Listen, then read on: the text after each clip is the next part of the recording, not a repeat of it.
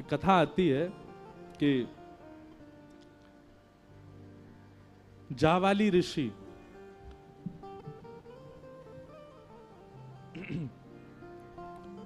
उन्होंने सब प्रकार के तप किए, सब प्रकार के यज्ञ किए, सब प्रकार की साधनाएं की।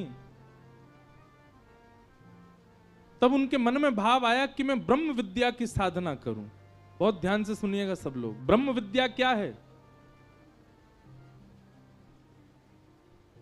ब्रह्म विद्या ब्रह्म ध्यान को ही कहते हैं। भगवान नारायण शेषनाग पर पौड़े रहते हैं, नेत्र बंद कर। किसका ध्यान करते हैं? ब्रह्म विद्या। ब्रह्मा जी चतुर्मुख से नेत्र बंद करके ध्यान में बैठे रहते हैं। किसके? ब्रह्म विद्या। देवादिदेव महादेव हिमालय पर बैठ करके घनघोर विपरीत अवस्था में बैठ करके तप करते हैं। किसका स्मरण करते हैं? ब्रह्म विद्या।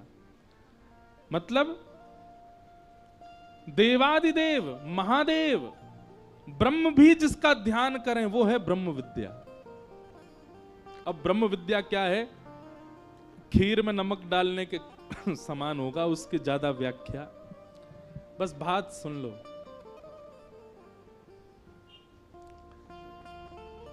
कि ब्रह्म विद्या के चिंतन में पढ़ने के लिए जावाली ऋषि अन्य लोकों में भ्रमण करने लगे और सब जगह से इकट्ठा करने लगे कि ब्रह्म विद्या में मैं कैसे जाऊं। तभी विचरण करते करते किसी लोक में उनको एक परम सुंदरी कन्या दिखाई दी। बहुत ध्यान से सुनना। परम सुंदरी कन्या दिखाई दी और वो कन्या भी ध्यान में बैठी थी। उसका रूप ऐसा, उसके नेत्र ऐसे, उसका सर्वांगीण अंग ऐसा कि कोई भी मोहित हो जाए। जब जावाली ऋषि ने उसको देखा तो देख करके सामने बैठ के उसको देखने लगे तो थोड़ी देर बाद ही क्या होने लगा, उस कन्या के रूप से सहज ही जावाली ऋषि को ब्रह्म का चिंतन होने लगा। जिस चिंतन के लिए युगों युगों की तपस्या फीकी पड़ जाती है, वो तपस्या का भाव उस कन्या के दर्शन मात्र से होने लगा। सहज ही ब्रह्म का स्मरण होने लगा, सहज ही तप बनने लगा, सहज ही योग साधना बनने लगी, सहज ही इंद्रियों पर वशीकरण होने लगा, सहज ही बिना श्वास के जीवित रहने की इच्छा होने लगी, सहज ही बिना भूख प्यास के जीवित रहने का भाव उत्पन्न होने लगा। जावाली ऋषि बोले मैंने तो कुछ किया नहीं है, अपने आप कैसे मेरी साधना बढ़ रही है? तभी उस कन्या ने अपने नेत्र खोले। जावाली ऋषि ने कहा, देवी आप कौन हो? आपका सौंदर्य रूप आदि सब देख करके पहले तो मैं चकित हुआ कि इतनी सुंदर, पर आपका सौंदर्य काम वर्धन नहीं है। आपका सौंदर्य, आपका रूप, आपकी उपस्थिति तो ब्रह्म को प्रकट कर रही है, तप करा रही है, योग निद्रा में डाल रही है, समस्त प्रकार की इंद्रियों के रसों को एकाग्रित कर रही है। आप कौन हो? तो उसने हाथ जोड़ के कहा मैं ब्रह्म विद्या हूं। जावाली ऋषि चरणों में गिर गए। बोले मैं आपको ही खोज रहा था। जिसका ध्यान देव भी करते हैं, जिसका ध्यान नारायण करते हैं, जिसका ध्यान महादेव करते हैं, वो ब्रह्म विद्या हो। बोले जी। बोले आपको जो स्थिति मुझे देख करके हो रही है, ये ब्रह्म विद्या की प्रारंभिक स्थिति है। योग निद्रा में चले जाना, इंद्रियों को वशीकरण कर लेना, बिना श्वास बिना भूख प्यास के जी लेना, आदि आदि। जावाली ऋषि की खूब देर चर्चा चली। तब जावाली ऋषि ने कहा हम सब ब्रह्म का ध्यान करते हैं, ब्रह्म विद्या का ध्यान करता है, पर आज ब्रह्म विद्या भी किसी का ध्यान कर रही थी। आप किसका ध्यान कर रहे थे? तब ब्रह्म विद्या कहती हैं, आप सुनना चाहते हैं मैं किसका ध्यान करती हूं? बोले किसका, बताओ। बोले निभृत कुंज पे अद्भुत सेज पर श्री प्रिया प्रियतम पौड़े हैं और समस्त सहचरियां सखियां कोई राग गा रही हैं, कोई बीड़ा पवा रही हैं, कोई पंखा जल रही हैं, कोई चवण डोरा रही हैं, कोई इत्र पुचकार रही हैं। इस प्रकार से उस निकुंज का स्मरण, उस निकुंज का चिंतन मैं ब्रह्म विद्या कर रही हूं।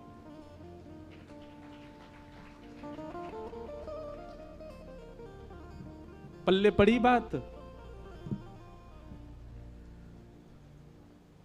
तब जावाली ऋषि कहते हैं मतलब मैं तो अभी तक मानता था ब्रह्मांड में सबसे बड़ा ध्यान ब्रह्म विद्या का है, लेकिन आज आपको सुनकर के लग रहा है कि आप भी जिसका ध्यान करती हैं तो इसका मतलब सर्वश्रेष्ठ ध्यान वही है।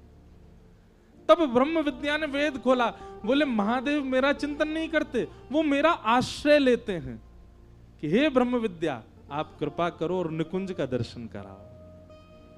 तब मैं निकुंज प्रकट करती हूं उनके चिंतन में। तो कैलाश पर बैठे हुए महादेव जपी से दिखाई देते हैं, तपी से दिखाई देते हैं, योगी से दिखाई देते हैं, पर ब्रह्म विद्या का चिंतन करते करते करते वे भी निकुंज की एक सहचरी बनकर के प्रिया प्रियतम को लाड़ लड़ाते हैं।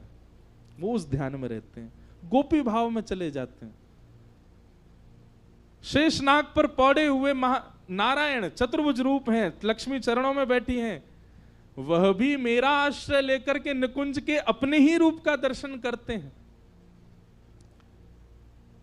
ब्रह्म विद्या, ब्रह्म चिंतन, ये योगाध्यास, निरिध्यासन आदि, इन सब का मूल क्या है? बोले गोपी भाव।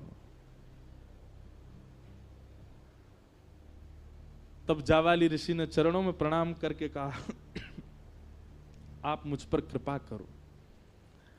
तब ब्रह्म विद्या ने जावाली ऋषि के कहा कि अब आप प्रारंभिक श्रेणी तो पार कर चुके हो, अब मेरा चिंतन करते करते निकुंज का चिंतन करो, युगल का चिंतन करो। तब अन्य किसी लोक में अत्यंत तपोनिष्ठ श्री जावाली ऋषि बैठे हैं और बैठ करके चिंतन करते करते करते करते करते ब्रह्म विद्या ने उनको निकुंज का दर्शन कराया। निकुंज का दर्शन करते ही ललता विशाखा आदि सखियां चमर डोरा रही हैं, प्रिया प्रियतम विलास कर रहे हैं। आहा,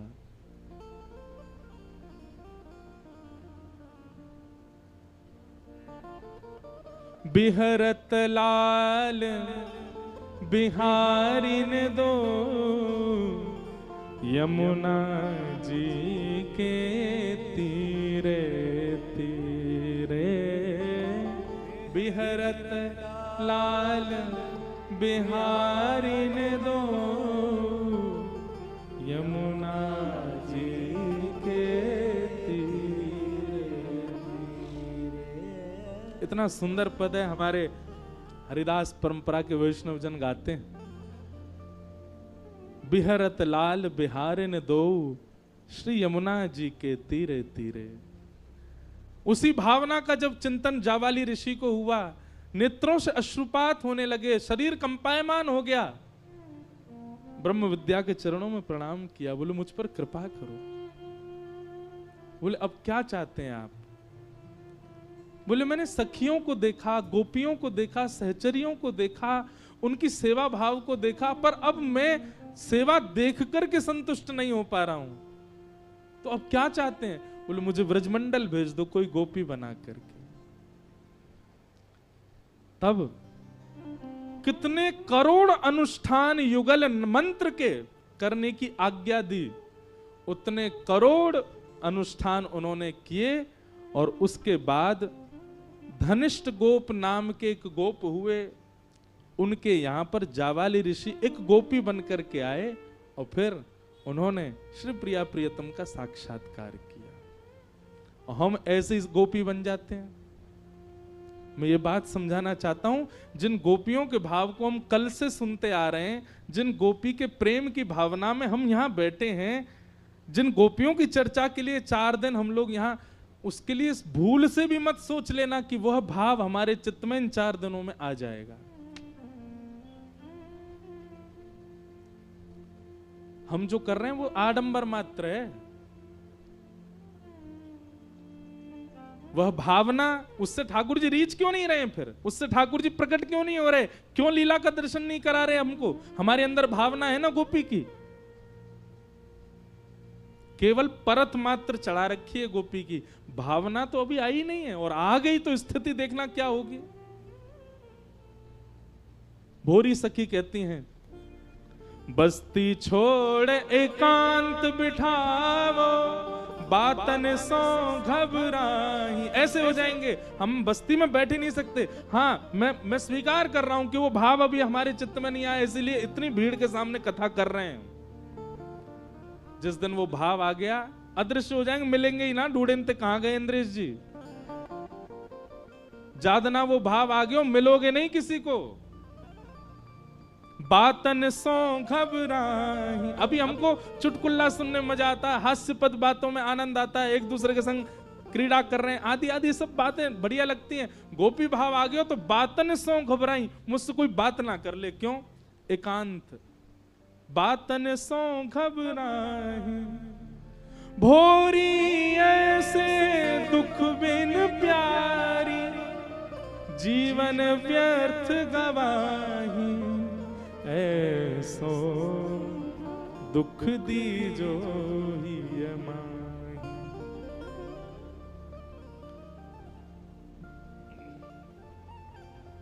अर्जुन श्री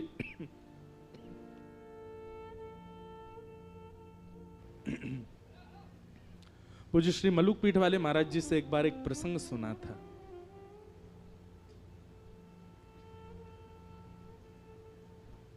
कि भगवान श्री कृष्ण जब द्वारिकाधीश बन गए तो कभी कभी इंद्रप्रस्थ आया करते थे पांडवों से मिलने। तो एक नियम था ठाकुर जी का, सब लोग इधर देखो, बहुत ध्यान से सुनो। एक नियम था ठाकुर जी का, क्या? ये बात हम आपको 2 दिन ऐसा क्यों समझा रहे हैं पता है? कल जिस रास को आप सुनोगे वो गोपियां सामान्य नहीं है। पहले उन गोपियों की स्थिति जान लो, इसलिए हम बता रहे हैं। हम गोपी बनने के लिए इस कथा को नहीं, वो तो कान पकड़ लीजिएगा, नहीं बन पाओगे, आप नहीं आ सकते उस भावना में, उसकी छींटा पड़ जाए बहुत मानो। तो कल रास का प्रसंग सुनते समय आपके चित्त में ये होना चाहिए कि ये गोपियां सामान्य नहीं है, जिनके चरण ठाकुर जी पकड़ रहे हैं, जिनका हाथ लेके ठाकुर जी डोल रहे हैं, जिनको अपना अपना उच्छिष्ट पान ठाकुर जी खवा रहे हैं और नेक खवा के फिर उन्हीं को उच्छिष्ट स्वयं भी पा रहे हैं, जिनके गले में गलवैयां डाल के ठाकुर जी घूम रहे हैं। शरद पूर्णिमा की रात्रि में रात भर ठाकुर जी नृत्य कर रहे हैं, आज भी करते हैं, वृंदावन में आज भी रास चल रहा है। वो गोपियां सामान्य नहीं है, तो उनकी असामान्यता चित्त में आपके व्यवस्थित हो, इसलिए हम ये सब बात बता रहे हैं। तो भगवान का नियम था, जब भी ठाकुर जी इंद्रप्रस्थ आते थे, एक दिन ठाकुर जी किसी से नहीं मिलते थे।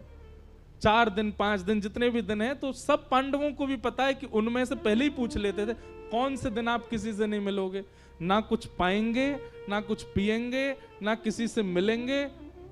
करते क्या है ठाकुर जी उस दिन यमुना जी के तट पर चले जाते हैं, और ब्रज से यमुना जी जा रही हैं, तो ब्रज से आती हुई यमुना जी का दर्शन करते हैं ठाकुर जी।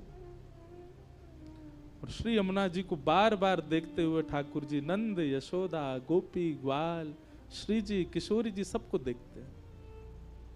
एक दिन ठाकुर जी ने संदेशा भिजवाया ब्रज। कोई ऐसी भावना, ये भी कहीं सुनी हुई कथा थी कि सब ब्रजवासियों को जाके एक भाव कह दो, कहा कि श्री यमुना जी में स्नान कियो करें नित्य, सब करती हैं ब्रजवासी, पर ब्रजवासियों को जाके एक सूचना ठाकुर जी ने दिलवाई। ब्रजवासियों को नहीं पता था, ठाकुर जी ने भिजवाई। ऐसा भाव भिजवाया कि किसी वैद्य ने आज्ञा की है कि आप सब नित्य अपने चरण धोया करो यमुना जी में। तो उस भावना से सब ब्रजवासी नित्य जाकर के अपने चरण प्रक्षालन करते हैं, चरण डाल करके बैठे, नेक नेक चरण धो में, तो कोई रोग नहीं होगा, ऐसी भावना।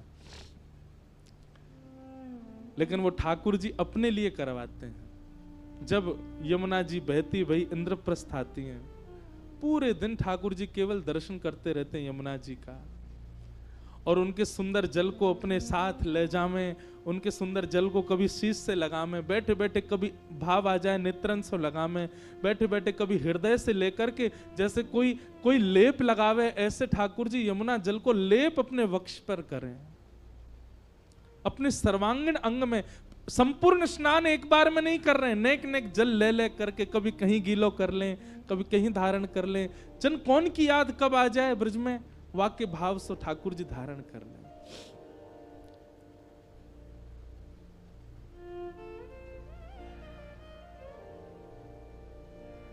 और ठाकुर जी गाते हैं बैठे बैठे यमुना तट पर, राधे राधे राधे करुण